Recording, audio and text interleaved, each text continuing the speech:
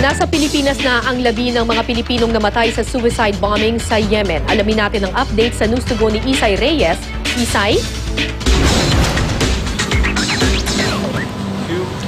Kara, emosyonal nga ang mga kaanak ng 4 na OFWs na nasawi sa isang suicide attack sa Yemen noong December 5 nang kanilang salubungin ang mga labi nito dito sa Pasay City. 6:48 ngayong umaga nang lumapag ang Emirates Airways Flight EK336 dito sa Pilipinas.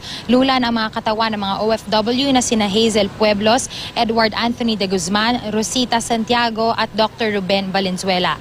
Kabilang sila sa mahigit 50 nasawi sa suicide bombing sa Yemen noong December 5. Hindi pa nailalabas sa mga katawan o kani-kanina lamang nailabas sa mga ito at nag-abang ng matagal ang kanilang mga kaanak dito sa Pair Pag Center sa Pasay kung saan idinaan ang cargo ng airline na ito. Masakit sa damdamin ng mga kaanak ang sinapit ng kanilang mga mahal sa buhay.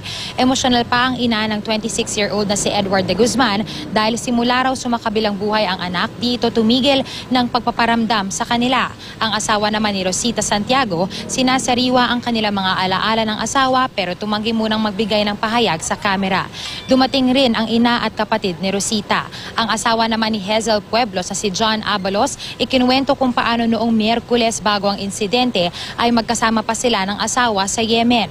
Nandito ang OWA ngayon at tutulong sa pag-aasikaso ng mga labi ng biktima, samantalang pati ang kinatawan ng tanggapan ni Vice President Jejo Marbinay ay narito rin. Mag-aalas 9 kara na lang mailabas ang mga katawan ng mga ito.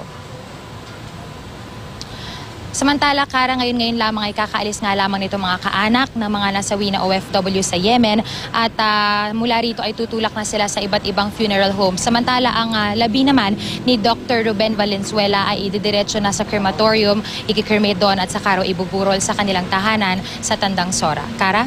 Maraming salamat, Isay Reyes.